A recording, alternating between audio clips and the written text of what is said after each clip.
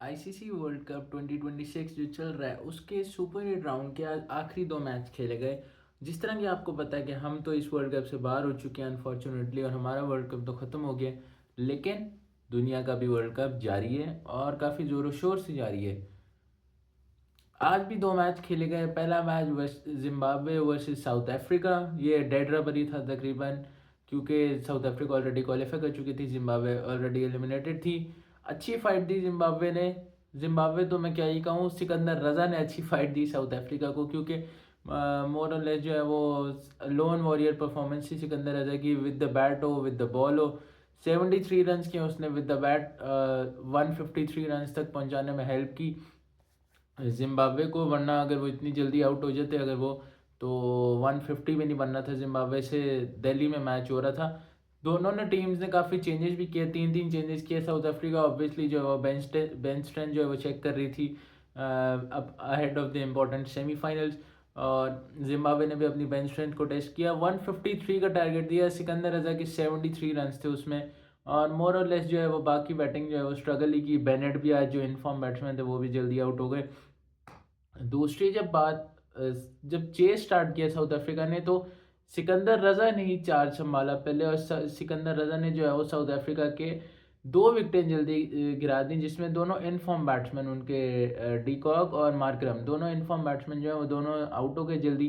और सिकंदर रजा ने जो है वो गेम ऑन कर दी थी एक वक्त में। और एक वक्त में तो ऐसे ही लग रहा था कि जिम्बाब्वे जो है वो इस मैच को वाकई कहीं अपसेट ही ना कर दे, क्योंकि एक और विकेट भी, उनकी तीसरी विकेट भी जल्दी मिल गई थी। लेकिन फिर जिस तरह का काउंटर पंच किया ब्रेविस और आपका डेविड मिलर ने, वो काफ़ी इम्प्रेसिव काउंटर पंच था। खास तौर पे मैं कहूँगा जिस तरह की इनिंग्स ब्रेविस ने खेली आज, काफ़ी मतलब अच्छी क्रिकेट खेली है। काउंटर पंच किया और अटैक किया आगे से जिम्बाब्वे के बॉलर्स को। मिलर ने भी जो है वो अपने अच्छी फॉर्म को कंटिन्यू किया। और स्कोर कम था 153, ऑब्वियसली कम नहीं होना था इंडिया की फ्लैट विकेट्स में। तो वहाँ से जो है फिर South Africa were always ahead of the game. हाँ, Zimbabwean bowlers kept picking up wickets, but obviously वो रिक्वायर्ड रन जब 5-6 का था, तो साउथ अफ्रीका को रिस्क लेने की ज़रूरत नहीं पड़ी। और ये उन्होंने मैच को है वो विन कर दिया एंड में। और लिंडे और स्टब्स ने जो है वो आके जो मैच को फिनिश किया। बट साउथ अफ्रीका ने टेबल को अनबीटन जो है वो टॉप किया, और सेमीफाइनल्स खेलेंगे अब अगेंस्ट न्यूजीलैंड। और जो दूसरे है Zimbabwe, they go winless in the super eights, but obviously काफ़ी अच्छा वर्ल्ड कप था उनका अगर आप ग्रुप स्टेज के हवाले से देखें तो well played to both the teams. और अगर मैं बात करूं तो ये है कि साउथ अफ्रीका जो है अब उनका सेमीफाइनल वन होगा versus New Zealand on the 4th of March. और Zimbabwe will obviously head back home. तो खैर, और appreciation, much appreciation for Sikandar रजा, क्योंकि इस पूरे टूर्नामेंट में उन्होंने जो है काफ़ी अच्छी परफॉर्मेंस की। लीड भी अच्छी तरह की है जिम्बाब्वे को, with the bat with the ball on the field काफ़ी अच्छा खेले। खासतौर पे आखिरी मैच में जिस तरह के खेले वो, 73 रन विद द बैट और 3 विकेट्स विद द बॉल।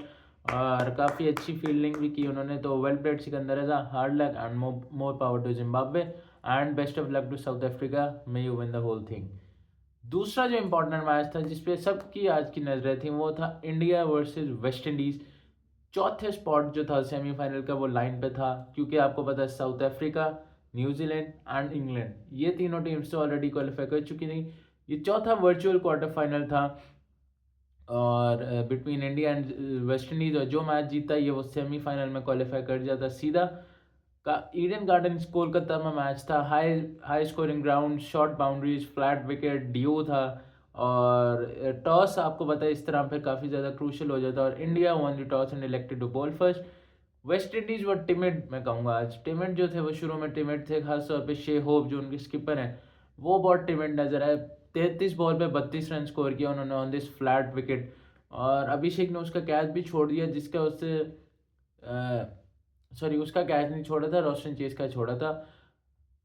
तो मैं यही बात कह रहा हूँ कि शे होप वाज टिमिड, और पहले 10 ओवर में फ्लैट विकेट पे सिर्फ 80 रन बनाए थे वेस्ट इंडीज़ ने, जो काफ़ी मुझे लग रहा था कि ये इतनी उस तरह खुल के नहीं खेल रहे। और उन्होंने ऊपर से विकेटें बचाने की जो आप कह सकते हैं कि काफ़ी सही टेक्निक भी थी।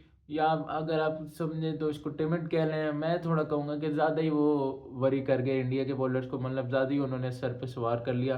हालांकि विकेट में कुछ भी नहीं था, and India were absolutely pathetic in the field as well. 3 से 4 कैच वो हर मैच में छोड़ रहे हैं, मिसफील्ड उनसे हो रही हैं। बॉलर जो उनके सिवाय वरुण चक्रवर्ती के और अपार्ट फ्रॉम बुमराह और वरुण चक्रवर्ती कोई बॉलर उनका परफॉर्म कर नहीं रहा और मार खा रहा है हर बॉलर उनका। और बात यही है कि एंड में जो है वो वेस्ट इंडीज़ ने चार्ज किया।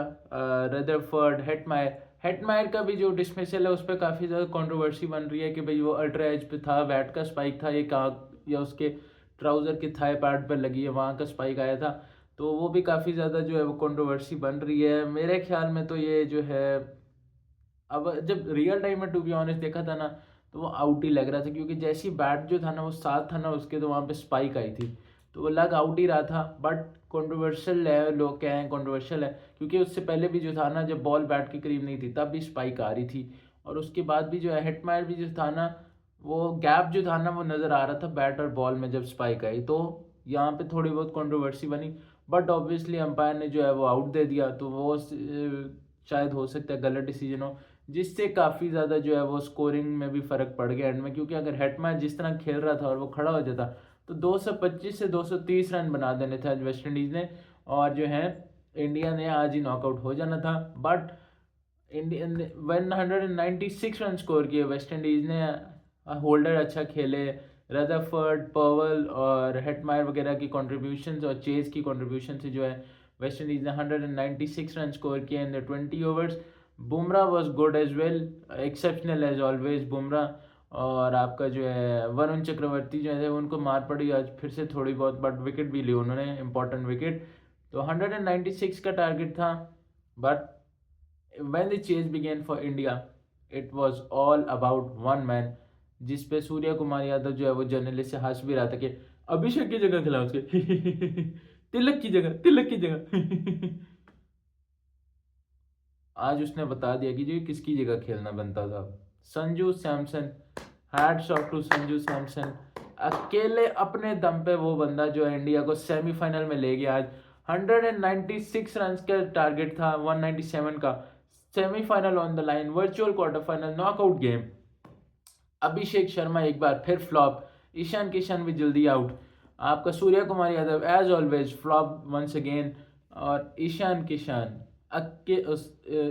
किशन जो मैन एंड फॉर्म थे वो भी आउट।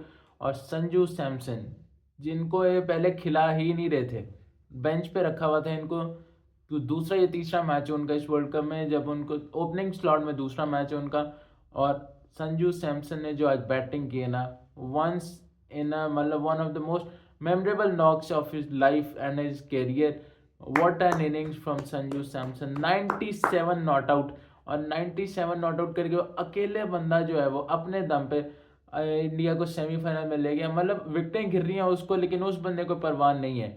अभिषेक आउट हो रहा है वो अपने रेट से खेल रहा है, ईशान आउट हो रहा है वो अपने रेट से खेल रहा है, तिलक आउट हो रहा है वो अपने रेट से खेल रहा है, सूर्य आउट हो रहा है वो अपने रेट से खेल रहा है, हार्दिक गोवा अपने रेट से खेल रहा है। Outstanding batting to say the least from Sanju Samson. और इस बंदे को काफ़ी ज़्यादा ट्रोलिंग का भी सामना हुआ, भाई जस्टिस फॉर संजू। इसको बीसीसीआई ने चांस ही नहीं देते थे इसको। 2 मैच खिलाते थे फिर बेंच, 2 मैच खिलाते थे फिर बेंच। इस तरह की इसकी करियर स्टोरी रही है संजू सैमसन की। आज वेस्ट इंडीज़ की फील्डिंग भी जी थी वो काफ़ी अच्छी नहीं थी क्योंकि ड्यू भी था और मतलब कैचेस भी छोड़ रहे थे वेस्ट इंडीज, हाथों की कैचेस छोड़ रहे थे। बॉलिंग तो ऑब्वियसली वेस्ट इंडीज़ की पथेटिक थी ही थी थ्रू आउट द टूर्नामेंट। खासतौर पर उनके पेसर्स तो मतलब जितने गंदे उनके पेसर्स ने परफॉर्म किया इस वर्ल्ड कप में शायद ही किसी ने किया। और इंडिया जो है वो एंड में कंफर्टेबली, आप कहेंगे कंफर्टेबली जो है due to Sanju Samson brilliance जो है इंडिया जो है वो सेमीफाइनल में क्वालिफाई करके और मैच जो है 4 बॉल में पहले जीत गया विद 5 विकेट्स। तो well played to India, congratulation और hats off to Sanju Samson. What an innings, what a story, और more power to him. Happy for him as well because one of my favourite from India. और मतलब उसके साथ वाकई genuinely ज्यादती की गई थी और होती भी रही है। अभी अपने प्यारों को गौतम गंभीर और सूर्य कुमार यादव नवाजते गए और जो है वो संजू ने आज प्रूव कर दिया कि भाई दम और टैलेंट जिसमें होता है ना वो आपको बड़े मैचेस ही जिताता है। और संजू ने दिखाया कि ना अभिषेक, ना तिलक, ना सूर्या, ना ईशान किशन जिताया और इंडिया को सेमीफाइनल खिला रहे हैं, तो वो है सिर्फ और सिर्फ Sanju Samson. Admirable knock, under pressure. और वो जो सेलिब्रेशन थी ना जो रोर उसने किया था after hitting the winning run, वो भी बहुत मेमोरेबल रहा होगा उसके लिए। घुटनों में बैठ के उसने वो एक युवराज सिंह ने किया था शायद 2011 वर्ल्ड कप में, जो है वो क्वार्टर फाइनल में ऑस्ट्रेलिया को नॉकआउट करके, उसी तरह जो है वो उसने ऐसे अपना रोर किया। और उसने मतलब आप समझ लें ऐसे लग रहा था कि विराट कोहली जो है ना वो आज इंडियन टीम में वापस आ गया।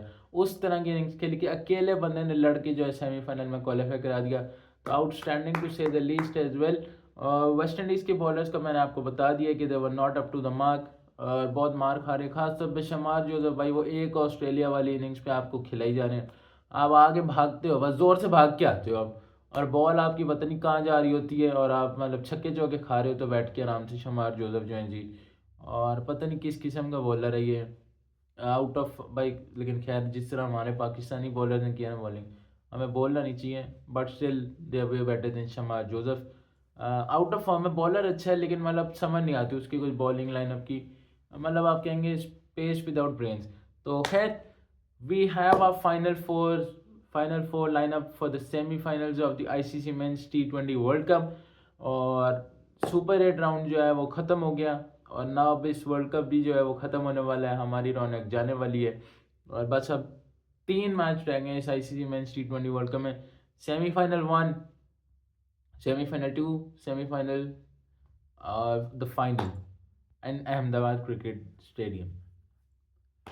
सेमी जो 4 टीमें हमारे पास अब पहुंच गई हैं वो है India, south Africa, New Zealand and England. Semifinal 1 जो होने जा रहा है वो होगा आपका 4 मार्च वेडनेसडे को between New Zealand and south Africa. South Africa obviously आपको पता है सारे मैच जीतती आ रही है इस वर्ल्ड कप में अभी तक। और या आप री मैच कहेंगे, इनके ग्रुप स्टेजेस में जो था साउथ अफ्रीका और न्यूजीलैंड एक ही ग्रुप में थे। साउथ अफ्रीका ने उनको वहाँ पे तब हरा दिया था, न्यूजीलैंड को काफ़ी कॉम्प्रिहेंसिवली हराया था। और री मैच आप कहेंगे यहाँ पे सेमीफाइनल में हो रहा है इनका between south Africa and New Zealand. तो होपफुली अब मेरी टीम तो साउथ अफ्रीका इस वर्ल्ड कप में, because they deserve it more than no any one else, और डेविड मिलर खास तौर पर deserves it more than any one else.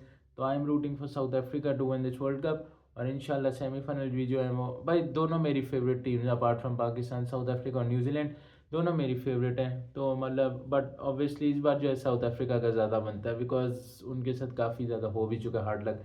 हुआ तो न्यूजीलैंड के साथ भी है, but south Africa, I will predict and say that South Africa will qualify for the final। और सेकंड सेमीफाइनल जो है वो होगा India versus England on 5 March in Mumbai cricket stadium. तो वो भी मैच अच्छा होगा, और इसकी प्रिडिक्शन जो है वो मैं कोशिश करूँगा कि मैं कल और परसों जो है दोनों सेमीफाइनल्स को डिटेल रिव्यू करा के जो मैं आपकी वीडियो भी बनाऊँ, व्लॉग भी बनाऊँ, तो इंशाल्लाह मैं उसमें डिटेल रिव्यू करूँगा। तो देखते हैं फिर क्या होता है, और business end of the tournament है। So yes, that's it from this, और that's it from this vlog. Hope you liked it. If you liked it, please share, subscribe, comment, and don't forget to press the bell icon. See you in the next video. Until then, अब मैं सोच रहा हूँ जाते जाते वो बात करूँ कि नहीं, कि जो इस वक्त दुनिया में जो हालात बने हुए हैं, इसराइल, यूएसए, इन अब Israel, USA, Trump, Netanyahu axis ने जो ईरान पे जो अटैक किया है, अपना बुज़दिलाना अटैक किया, मैं आपकी बात करूँ तो बुज़दिलाना अटैक किया, दे हैव मार्टर्ड सैयद इमाम अली ख़मैनी, और जो ईरान के सुप्रीम लीडर थे, और काफ़ी ज़्यादा उन्होंने मतलब बहुत ज़्यादा नुकसान किया है ईरान के, मतलब they have bombed an elementary school. तो मतलब Trump and Netanyahu both are terrorists. USA and Israel are terrorists. They are terror funders. They are terror sponsors. They are criminals. They are murderers. Shame on Trump and Netanyahu and all the exes. India, USA, Israel exes.